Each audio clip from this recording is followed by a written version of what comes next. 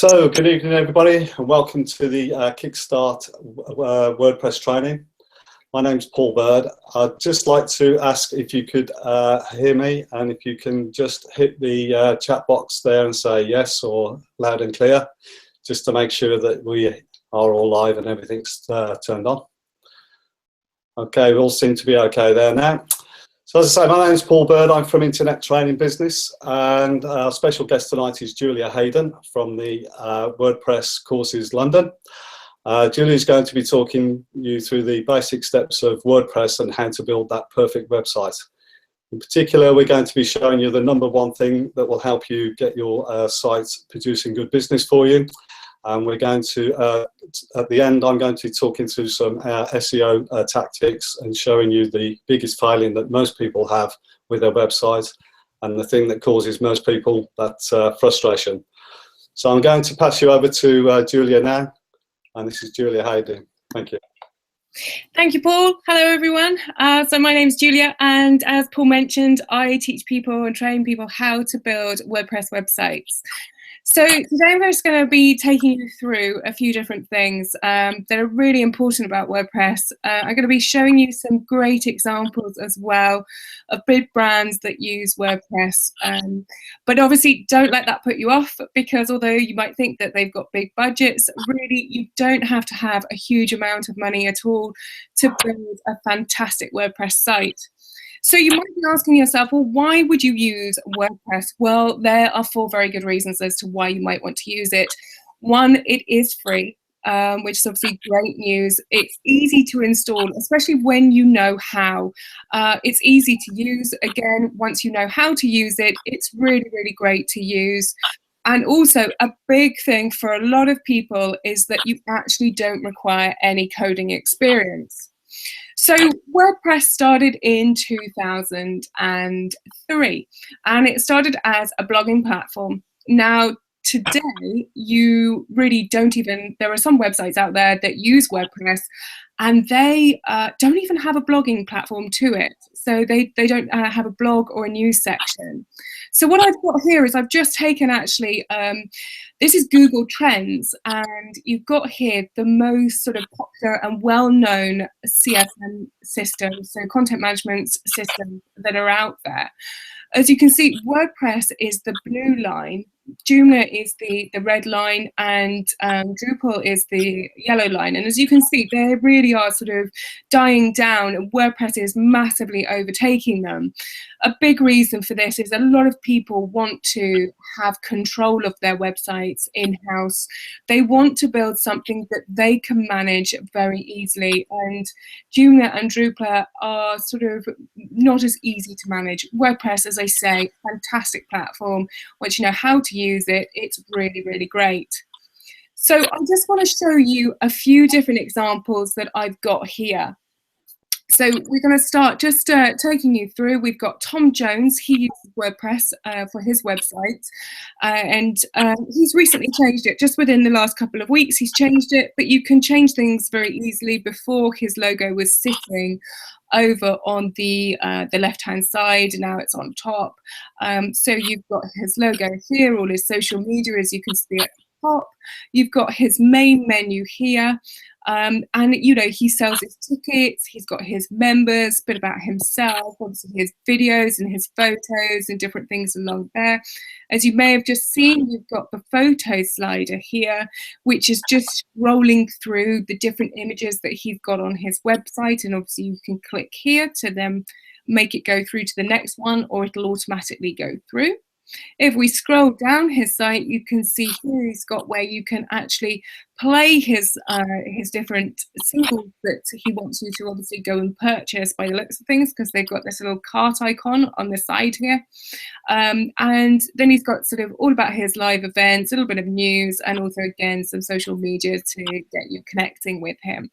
So that's Tom Jones's site. We've also got another musician, and you sort of seem to find that once one particular area sort of starts using a particular product like WordPress, then you get a lot of other people. So Kylie is also using WordPress, and I wanted to show you this one. Her site is quite different to Tom Jones's, but as you can see, images really do make up a site. So it's really important to have some fantastic images to put on your site.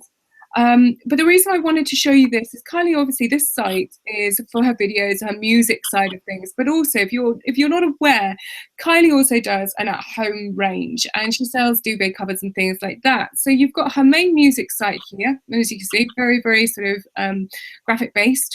But you've also got in her menu here this Kylie at home. Now it's just highlighted because I was hovering over, but now we click that goes through to her at home range. So it's connecting, but it's an external website, completely different to the one that we were just looking at. Okay, you've also got people like Sony Music. They're using it. They've got their featured artists, again, a lot of graphics. If we scroll down slightly, you can see they've got their featured images, featured videos, bit of news there, a lot of different bits of information as well. And also you can see here, they've got their tweets that are coming up. So that's another feature that you can obviously have within WordPress. Something that's a little bit more local. This is a UK-based company, the Songwriting Academy website. Now, this is a team of people who actually promote and run songwriting courses and production courses, and it's run by a team of people who've written songs for well-known artists out there. And so now you can go along and train. Now, this site is actually really interesting because it's got the side of it where people can go and purchase the courses, but also you've got the membership area here. So when somebody goes on the course, they then get access to the videos that they've created for their students. So they would go in for the day, and then after they've been for the day or the duration of the course, then that content gets uploaded, and then they can log in at a later date. So this is a membership site as well as being an e-commerce. You've got Darling Buds Farm. This is a holiday lets. So this is a farm location where the Darling Buds of May was filmed, and they've actually converted it into holiday accommodation, so people can go there and stay. And you've got the holidays here where you can actually click and then book to go and stay at the farm in one of their properties that they've got down there. But they've also got the classic car show, which runs every year in July. So you've got exhibitors and also the public that want to go there, and both they can purchase their tickets online. So these are just different functions that you've got within this site. Now, this site, as you can see, it's got this background at the side, the landscape background, and this is what we call box mode. So you can see at the side, it's got the borders that you can see at the side, and you've got this background, which is the landscape. So you can tell this is a box mode website.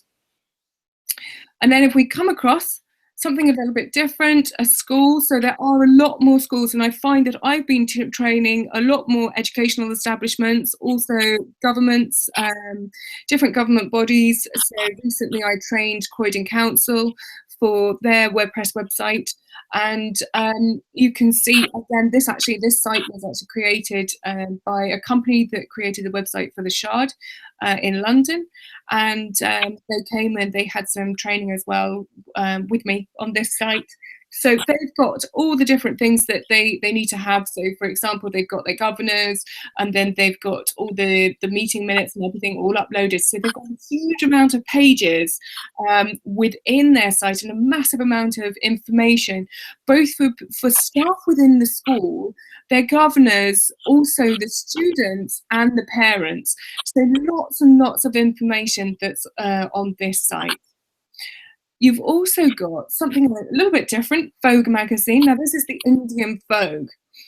Now, one of the things that you've got to be really careful of when it comes to designing your website is make sure that every user understands how to use it. Because interestingly, as you can see over here, you've got these 3 lines. Now, you and I may know that those 3 lines represent a menu. And if you click on it, it then pulls out a menu. But there are a lot of people that don't know that function, what that icon is meaning a menu. So when you are thinking about your website design, make sure that everybody, literally think of a person who's coming to your website for the first time. They don't have a lot of online experience, and the way that they then interact with your website, make it very, very clear to them. We've also got, if we go along to, we've got Walt Disney Company. So they are, again, a nice looking site, very different, very clean. If we scroll down, they've got all their recent news, and then little things about them, and then their investor relations, etc., etc. So again, a very different looking site. When you hover over, you can see the menu at the top here is not particularly easy to see until you hover over it, and then it's very clear. Okay, so they've got their sites. You've got then people like CNN, BBC America. So this is their site here. They've got, again, they're using the icon for the menu. But as I mentioned, just be careful when you are using that. Not everybody will know to click on that icon. So something to bear in mind when you are creating your website. We've then also got the Butterstore, which they sell shoes, and they're a family-run company, but very well known in the UK. And they've got different, they sell different shoe products. So this is an e-commerce site, so you can come on and purchase your shoes here. Okay, so those are just a few examples that I wanted to share with you. And hopefully you've got a good idea of seeing sort of all the different looks that you can go for.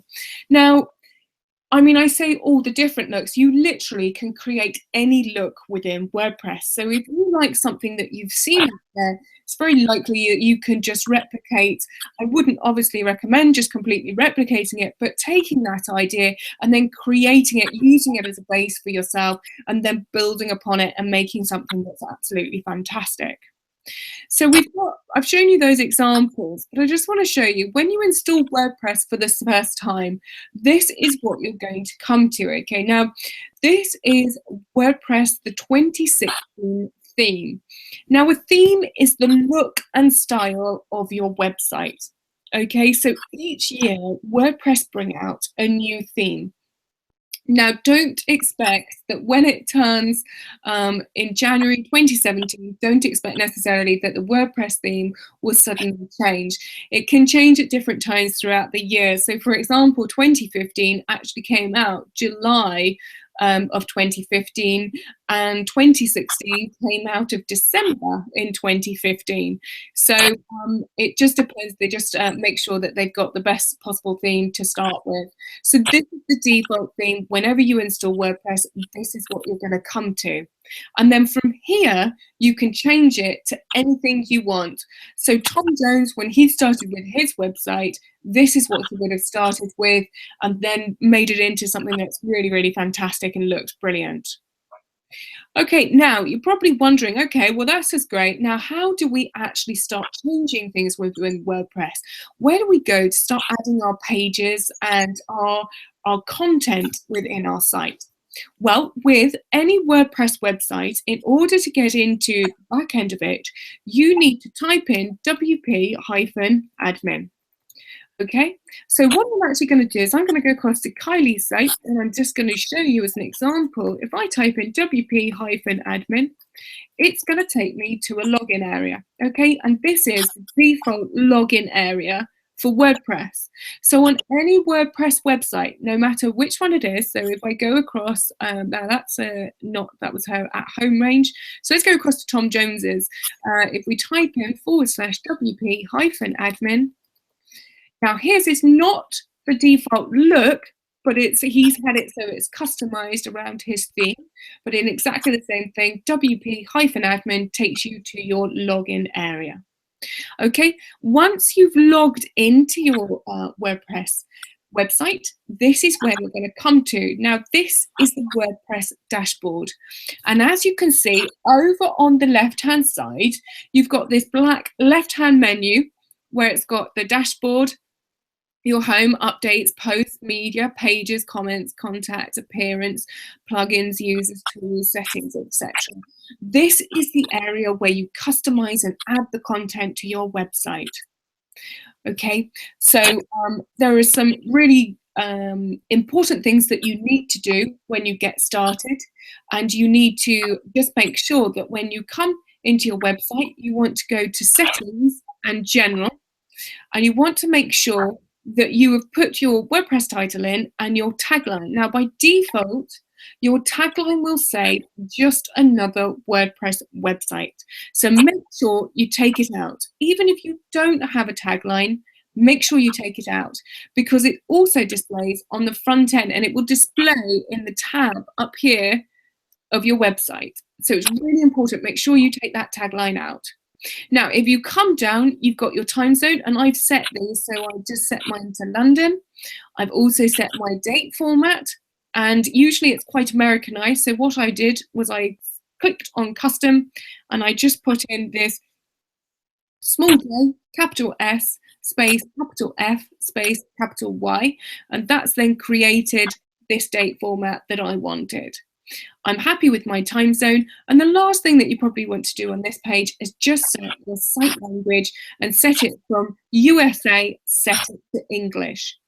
And then once you've set all of those things within your WordPress website, make sure you save your changes. Okay, now the next thing that you want to look at will be taking a look at themes. Now, as I mentioned to you earlier, themes are the look and style of your website. Okay, now you can get paid themes and free themes, and in a moment we're going to look at our free theme. Okay, now I've installed one, and if I go across to the front end of our website that we've just created for this evening, you can see this is a free theme that I've installed on the website. Okay, now if I go back into my dashboard, if I go to appearance and themes, I will find all of these different themes that are available to me within this area by going to add new. And this will show me I've got the featured, popular and latest favorite themes. Now, if I go to the popular tab, just so you can see a different tab, you can see here all of these themes are free. They're free for you to use, okay? Now, you might be wondering, okay, well, that's great, and these are all free, so why would I go for a paid theme? Well, you might want to look at a paid theme because, let's say, for example, you're a estate agent. Now, you want people to have that functionality where they can search for a particular number of bedrooms in a property. They also will want to search a particular price range, a particular area, all of those different things. Now, with paid themes, you're going to get that functionality within the site. Free themes are fantastic, but there are certain limitations on them. They're free after all. So I would strongly recommend have a look at paid themes, have a look at the free ones, and see which ones meet your criteria. Now, if you are just a local person who is promoting their services, you may want to consider a free theme. That might be perfectly acceptable to you. Okay, and you may find it offers you all that you want to have within your theme. Within your website, sorry. So to install a theme, just so that you know, you can hover over it and you can see this install button, and you'd simply click that, and then it will install onto your site. Okay. Now, on our site, I created this site earlier on today, and you can see here, I've just added some pages. So I've added an about, services, fees, frequently asked questions, and contacts. Now, if I go across, I'm going to show you in a moment where you can add your pages. But if I go across to my page, this is on the About page, you can see here, over on the right-hand side, I've got a search box and a calendar. Now, this is what we call a widget area. And widgets are the different areas around your site. So they might be your sidebar. If we scroll down, it would probably be your footer. You will get different areas within your site, okay? So if I go across back into the back end of our website, and if I go down from appearance and go to widgets, we will see here are all our different widgets. Okay, so we've got a right sidebar, we've got different footer areas, and if I expand that right sidebar, you can see there's that search and there's the calendar that you can see on the front end of our site. Now, there's other things that you can display within the widgets. It might be photo sliders. You might also want a contact form. You might want social media buttons. There's lots and lots of different things that you can put into these areas. And I'm sure when you look at different websites now, you'll be able to see and you'll say, okay, I understand. That's a right sidebar, and the right sidebar is controlled in the widget areas. Okay. Now, you just want to make sure that we've got the right sidebar that's activated. As you can see here, this is the sidebar that's activated. So the most important thing that you just need to bear in mind is that when you are popping your widgets into the different areas, that you pop them into the correct area. So this is our right sidebar, and this is why we've got these, and they're showing up here. If we put this into our left sidebar, they wouldn't show because we don't have our left sidebar activated within our site. Okay, now there might be other functionality that you want to include on your site. If I go across to the front end of our site and go to our contact page, you can see I've put a contact form on the site. Now, a contact form may not automatically come with your theme. Some may, but there may be quite a few that don't. So a way to put that contact form on your site is through a plugin. And a plugin is literally just like an app on your mobile phone. It just provides additional functionality. So if I just go back into my back end and then come down to plugins here, you can see if I click on install plugins, you will see that we will have a contact form 7 is the one that we've used. And that is what is powering our contact form on our contact page. You can see here we've got an icon here, and this is where we customize that contact form. And then that's the reason why it's then showing up on our page. Now, there's other plugins that you can have. This is just, I'm just showing you with a contact form, but there's lots of ones that you can have. You can have, let's say you wanted an e-commerce site. So that would be powered through a plugin. Maybe you want the social media. So you add a bit of a plugin on which would provide that software that you need in order to put social media onto your site. You also might want a membership site. So again, that would be through a plugin, and you would then be able to create your membership site through that. There are loads of plugins out there for you to use, and they're free, and there are also paid-for ones. So there are lots and lots of different ones that are available. If I just go to add new, you'll see it's going to provide details. Here we go. So similar to when we went across to themes, you can see here lots of different plugins that are just available. And these are just the featured ones. You've also got popular plugins here that you can use. Now, just going back to the featured ones, if you see something that is by Automatique, really trusted. Automatique is a part of WordPress, set up by one of the chaps who set up WordPress, and so that is a really trusted plugin to use. Now, the other place that you might want to go to that I would recommend to have a look at plugins that are available to you is if you go across to wordpress.org, and then in the main navigation, click on plugins, and you will see a huge list of different plugins, some that are most popular, different ones that are just available to you. Okay, so lots of different things the way you can then provide additional functionality. Now I'm just going to run through, because depending on what you're looking at creating for your website, I'm going to run through a few of my sort of top recommendations for different plugins.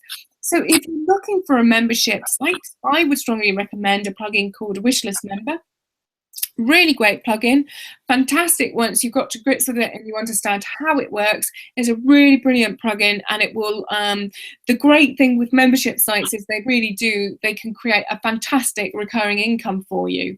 So really brilliant if you want to look at a membership side of things and that's what you're looking at doing, then really fantastic idea to go for. You've also then got Contact Form. Now, this one that we installed on this site is called Contact Form 7. And that's a really popular one. If you go for a paid theme, you will find that Contact Form 7 is installed on pretty much every theme that is out there, every paid theme that's out there. It will come with Contact Form 7. The other one that I would recommend is Gravity Forms. However, you may find that you would prefer to use Contact Form 7 over Gravity Forms. Gravity Forms, you may just need a little bit of coding knowledge. And for those of you who maybe do have coding knowledge, great, have a look into it. For those of you that don't, I'd really recommend go for Contact Form 7. The other thing that you might be looking at is e-commerce plugins. So if you're looking at creating a shop, again, WooCommerce, a fantastic plugin to create a e-commerce site with. You've also got getshop.org, and all of these really great because they integrate with PayPal and they are free. So they're brilliant. But if you do want, with a lot of plugins, if you want that add-on onto your site, then what you will find, and you want to integrate it in with your merchant account, then what you will need to do is you will usually have to pay for the additional top up. Okay, so that it then can connect in with your merchant account. The other plugin that you would really need to use, and Paul is going to be talking about this possibly in a little bit in a moment, and that is an SEO plugin. And there are two that I would recommend, but the most popular one and the best one to use would be Yoast. And so that one is one that I would strongly recommend using to help your site. It doesn't make your site necessarily go immediately up to the top pages of the first position of Google, but it is definitely a fantastic tool to use to help you push your website in that direction. And the other one that you can use is All-in-One SEO Pack. That is another plugin that you can use if you want to look at a couple of different ones that are available to you. Okay, now there's a few different places that you might want to go to when it comes to themes. There is, you might want to look at somewhere like ThemeForest or WooCommerce. WooThemes, they also do themes. And so those are great places to go to. You've also got Genesis Themes. That's another brilliant place to go and look at paid themes. Those are just a few different resources for you to have a look at if you are interested in WordPress. Now, I'm sure that you're interested in knowing how to add content onto your site. So from this left-hand menu, you can see we've got pages and posts. Now, a lot of people, what I find when they come to me is they've maybe set up their website, but it's not quite how they want it to be. So what they then want to do is they actually just want to sit with somebody and go through each of the steps as to how to create their website the way that they want it to look. Now, the difference between pages and posts is that posts are for news or blogs. Pages is for your static content. So things like your About Us page, your services, your Contact Us page. Now, the reason why I was touching on people coming to me and then wanting to sit and sort of get their site the way they want it is that it's really important to get the fundamentals in place and understand how WordPress works. Because I've had a lot of people who have come to me and what they've accidentally done is they've created all of their pages in posts. So it's really important to understand the difference. Make sure if you are creating pages, you create it. Those pages are things for your static content, as I say, things like your About Us, your contact page, your services, those sorts of pages, that's for your pages. If you're writing anything that's about news, or if you've got a blog section within your site, then that wants to be done from posts. They both look very similar. And if I just click on, I'm going to go to all our pages and I'm just going to open up our About Us page. You can see here, so if you've got two tabs here, so that was a lot of code that you saw. I don't want that to put you off, but you've got in here, you've got your content. So you've got your title at the top in here, and then you've got your content area down here. So this is your page. Now, if I go across to a post and let me go and add a new post, you will see that looks very, very similar, doesn't it, to a page? So that's why I say, make sure you don't get the two confused. Make sure when you're building your site, you've got everything in the right area that it needs to be. Okay, so as I say, WordPress.org, great place to go and have a look at different resources that are available to you. And just to quickly go through this dashboard again before I hand over to Paul. So just quickly going through posts, that's for your news or your blog section, and you can add your post here. Pages, so pages for your static content, okay? And then in between here, we've got media. Now, media is where your photos, that's where they will be stored. So you will find them in your media library. So when we went to our About Us page, you saw I had an image on there of a WordPress with a WordPress icon. If I go across to my media library, there you can see that icon there. The contact, as I say, that's where we've customized our contact form. Appearance, everything to do with the appearance of your site. That is where you come into here, and you will then customize your site from in here. Okay, plugins, as I said, these are the equivalent of your apps for your mobile phone. They provide additional functionality to your website. Now, as I said before about themes, paid themes over free themes. Paid themes, some paid themes will come with plugins already installed. Certain free themes will, but paid themes will be ones that you would usually have to purchase. Things like photo sliders and just different functionality that you would want maybe within your site. You've got here users, so if you are then creating user accounts, everybody on your WordPress site should have their own user account. Really important that everyone should. And it doesn't mean to say that you can't both work on the site at the same time. You can. If there's a lot of you, you can all work on the site at the same time. The good thing that it does do is that if one person is working on a page and somebody goes to try and edit that page, it will actually tell you who is on that page.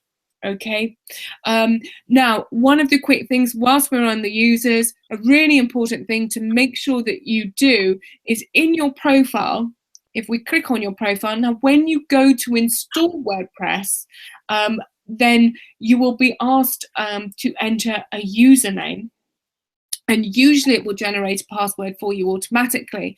But when you create the username, this username cannot be changed, okay? Now, by default, it's admin, so it's really, really important to make sure you change that. You don't have that as you don't leave it blank, because if you leave it blank, it will go to admin as the default username.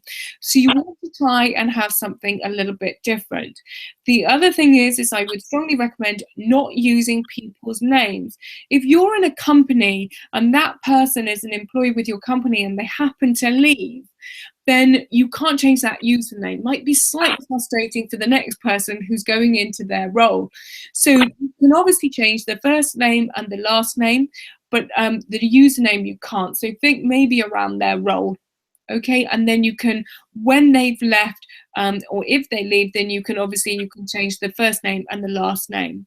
Now you've got here a nickname, okay, and it says website manager. Now, when you create your posts or your news or blog section, it may tell you who it's by. So it's really important. This is showing, as you can see here, it's saying display name publicly as website manager, and that's automatically taken your username that's up here. So what you can do, and what I would strongly recommend you doing, is you take it out of there, take the nickname out, and let's say we just pop in here WordPress demo. We type that in there, and then when we click on this drop down, it's actually saying WordPress demo there. Now when you post a news article, it's going to say the name that you want, not your username. You must never really have your username showing on the front end of your website, because you are giving people part of your login details into your site. So just make sure you do this important step, okay, and change that. And then just come down and make sure you update your profile, and then that will all be sorted. Okay, now you've got settings here, and before we went into general settings, so again, as I said before, make sure you go in. If I click on that for the moment, make sure you come in. You can adjust your site title here if you want to, and your tagline again, you can put a tagline in, but whatever you do, make sure you take out just another WordPress site. Make sure you take that out of the tagline. Do not change these WordPress addresses, the WordPress address or the site address.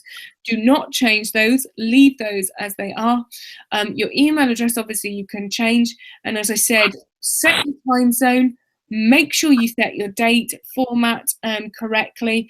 Time zone, really important, because if you are posting news onto your website, you want to make sure that your news gets posted at the time that you want it to go out. Okay, and then finally, as I say, site language, and then save changes.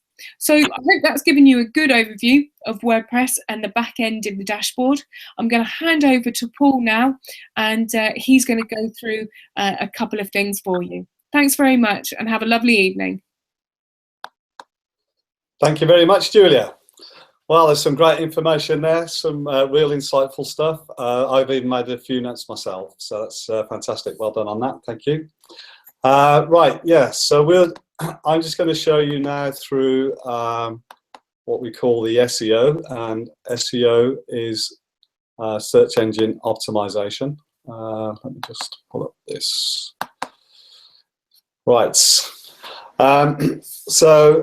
I'm now looking at a website that's being produced for Climate Roofs, which is a company that converts conservatories into rooms that you can use all year round.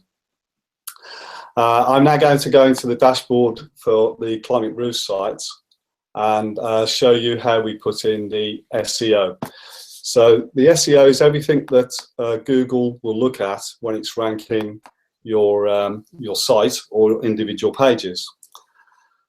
As you can see now, I've come into all pages in the dashboard. I'm just going to scroll up, and what I'm going to look at now is the conservatory roof replacement. So this is the title of the page, and when I click on edit, it now takes me through to edit that page.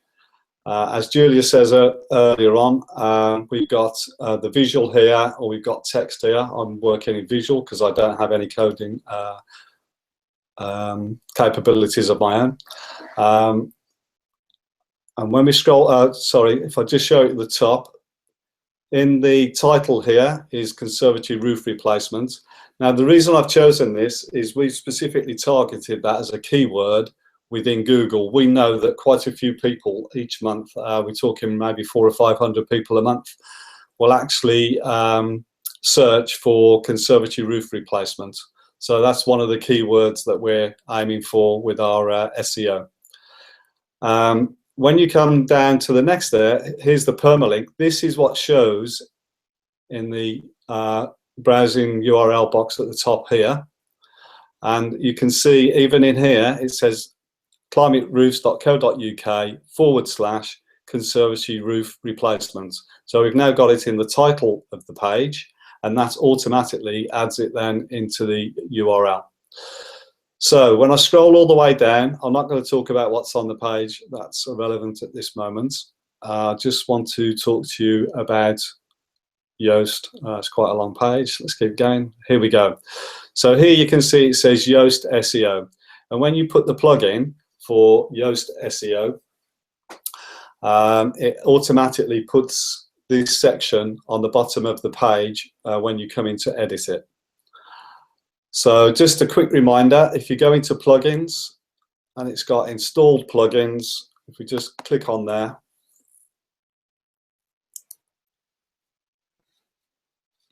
in here, this is where you would add the Yoast, and there you can see it's Yoast is there, and it's currently active. If you want to add in a new plugin, you simply go to Add New. So if you haven't got Yoast or any other plugin that you want to use, just click on Add New, and then there's a search bar at the top. So you just put in there something like SEO or SEO help, whatever it may be, and that will bring up a list of the top ones. Yoast is normally right at the top. As Julia said earlier on, it is one of the easier ones to use, and you'll see why in a moment when I go through it with you. So that's where you find your Yoast plugin, and this is where we actually use the Yoast format itself. So normally what happens is when you first set up a page and you've got your Yoast section here at the bottom, all of these dots here will either be red or yellow.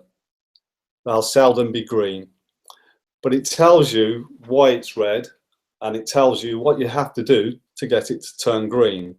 And then at the top here, this would be red, and this little traffic light system here would be red.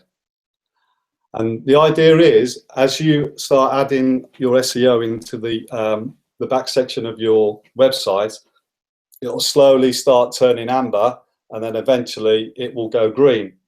When it's green, it's saying that your SEO is about as good as you can get it. So on this page, what we've done is we've put in the focus keyword, and the focus keyword that we're trying to get ranked for is conservatory roof replacement. And if we scroll down to the bottom, it says the page title contains the focus keyword at the beginning, which is considered to improve rankings. So if you remember right at the beginning, I showed you the page title, and that is the focus keyword. So we've already scored a brownie point there, and it's turned that one green. The next one says you've never used this focus keyword before, so that's very good. So we've not used this on any of the other pages, it's just purely being used on this page. And that's the other thing as well. Most people think when you're doing search engine optimization that you do it for the whole website, whereas in actual fact, you can get pages ranked by themselves. So for instance, when we were struggling to get ranked for replacement conservatory roofs Southampton, we actually built a page for it. We had that as the title, we built all the SEO into it, and then when you go and search for replacement conservatory roofs Southampton, our Southampton page comes up at the top of Google, but not our website. But then obviously once you click onto that, you've got access to the menu to get through to navigate anywhere in the website that you want to go to. So that's another thing to remember with SEO. It's not all about just trying to get the whole site ranked. You can just work on individual pages. Yeah, so coming up to the next one, it says keyword phrase appears in subheadings in the copy. So that's also beneficial. The focus keyword appears in the first paragraph of the copy. So, we probably started off with something like if you're looking to replace a conservatory roof, then Climate Roofs is one of the best companies in the Southwest for doing that. So straight away, we're starting to include our focus keywords in the first paragraph, and Google will look for that. The meta description contains the focus keywords. So in here, we've typed meta description in here, and that also includes those keywords. And on it goes. So the keyword density is 8%, which is great. Now that's important. Going back a while, people were loading the sites with keywords, thinking that the more they put it in, the more likely it is that Google would rank it But Google have seen through that, and they don't anymore. In fact, they'll do the opposite. If you put the keyword in too many times and it's overloaded, they don't like it, so they will actually rank you down, not up. So, proportionately, you want your keyword in there in a few places in your paragraphs, in your content, but it needs to be realistic and and not just overloading, repeating it, too often. It says that the text contains 486 words. This is more than the 300-word recommended minimum. So think about that. When you're creating content for your each page, the ideal content that Google is looking for is 300 words or more. Now, I have got pages that have gone green where we've got less than 300 words, and it might be we just put in there a small description for, say, I don't know, Edwardian conservatories, for instance. But we have got everything else on the page green. So you don't have to be too specific with that. But obviously, the more you've got turned green, the more likelihood of you being ranked at #1 for the whatever keyword you're trying to get ranked for. So the other important thing on this is, on here you see we've got quite a few photographs, and it's important that when you upload your photographs that you then change the title to include the keyword as well. So for instance, we would have changed, normally the title will be JPEG 123 or something like that, and the problem with that is Google doesn't actually see the images, they just look at the descriptions and the titles. So if it's JPEG 123, Google doesn't know whether it's a photograph of a hippopotamus, the Empire State Building, a cup of tea. It's just got no clue at all. So what happens is, if you can put the correct titles into your photographs, then every photo will also represent something meaningful to Google. So for this one, for instance, if that's Yeovil, so if we put conservatory roof replacement in Yeovil and we're trying to get ranked for that, then Google will see that as a positive when it sees it in the title of the photograph. So that's a little tip there. The other thing is as well, underneath the title box, you've got your alternative text box, and you should put that in so that if your photo's been downloaded, say, to a mobile phone, and it takes a while, the text will come up before the photograph, and it'll simply say, in this case, photograph of Yeovil for the conservatory roof replacement. That then also helps you with your Google ranking. So you can see this is a really simple system to use. The only red dot I've got on there is this one. They actually use the Flesch reading ease test, and there's no way you can get around that. Unfortunately, with words like conservatory and replacement, there's a lot of big words in there, and I can't get my ranking any higher on that. So on most of this site, this dot here is a red one. But so long as the majority of them are green, you'll see that at the top here, the page itself is ranked as green, and so it's good to go. I'll try and show you one that's not quite so good as this, and then we can see where we could make some improvements. So let me just go into conservatory roof conversion. Hang a minute, not that one. Excuse me a minute, I'm just going to go back into all pages. Okay, so this one here, the conservatory roof interior finishes, this is still amber, so there's obviously a bit of work to do on that one. So we'll just quickly go into there and have a look. And incidentally, I'm continually working on this. I've got somebody working on this for me at the moment, trying to improve it. So here, there's some images on this page that it says the images on this page are missing alt attributes. So we've obviously put the titles in that we wanted, but we haven't put the alt attributes in yet. So when we go in and do that, that'll turn that one green. The fleshy reading ease test, I can't do anything about that one. So it says the focus keyword doesn't appear in the first paragraph of the copy. So the focus keyword here is conservatory roof interior. I'm sure we can change that so that that does appear in the first paragraph. So we can turn that one green. And the text contains 45 words. Okay, by the looks of this, then we haven't finished putting all the text in, and that'll change that as well.